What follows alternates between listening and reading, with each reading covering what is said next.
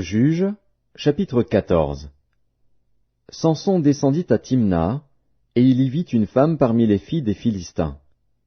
Lorsqu'il fut remonté, il le déclara à son père et à sa mère, et dit, « J'ai vu à Timna une femme parmi les filles des Philistins. Prenez-la maintenant pour ma femme. » Son père et sa mère lui dirent, « N'y a-t-il point de femme parmi les filles de tes frères et dans tout notre peuple, que tu ailles prendre une femme chez les Philistins, qui sont incirconcis? » Et Samson dit à son père, « Prends-la pour moi, car elle me plaît. » Son père et sa mère ne savaient pas que cela venait de l'Éternel, car Samson cherchait une occasion de dispute de la part des Philistins. En ce temps-là, les Philistins dominaient sur Israël. Samson descendit avec son père et sa mère à Timna. Lorsqu'ils arrivèrent aux vignes de Timna, voici, un jeune lion rugissant vint à sa rencontre. L'Esprit de l'Éternel saisit Samson, et, sans avoir rien à la main, Samson déchira le lion comme on déchire un chevreau. Il ne dit point à son père et à sa mère ce qu'il avait fait. Il descendit et parla à la femme, et elle lui plut.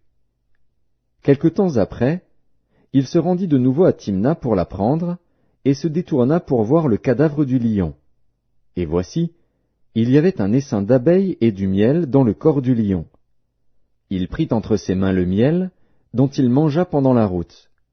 Et lorsqu'il fut arrivé près de son père et de sa mère, il leur en donna, et ils en mangèrent. Mais il ne leur dit pas qu'il avait pris ce miel dans le corps du lion. Le père de Samson descendit chez la femme. Et là, Samson fit un festin, car c'était la coutume des jeunes gens. Dès qu'on le vit, on invita 30 compagnons qui se tinrent avec lui. Samson leur dit, « Je vais vous proposer une énigme. Si vous me l'expliquez pendant les 7 jours du festin, et si vous la découvrez, je vous donnerai 30 chemises et 30 vêtements de rechange. Mais si vous ne pouvez pas me l'expliquer, ce sera vous qui me donnerez 30 chemises et 30 vêtements de rechange. » Ils lui dirent, « Propose ton énigme, et nous l'écouterons. » Et il leur dit, « De celui qui mange est sorti ce qui se mange, et du fort est sorti le doux. » Pendant 3 jours, ils ne purent expliquer l'énigme. Le 7e jour, ils dirent à la femme de Samson, « Persuade à ton mari de nous expliquer l'énigme, sinon nous te brûlerons, toi et la maison de ton père. C'est pour nous dépouiller que vous nous avez invités, n'est-ce pas? » La femme de Samson pleurait auprès de lui, et disait, « Tu n'as pour moi que de la haine, et tu ne m'aimes pas. Tu as proposé une énigme aux enfants de mon peuple, et tu ne me l'as point expliquée. » Et il lui répondait, « Je ne l'ai expliqué ni à mon père ni à ma mère.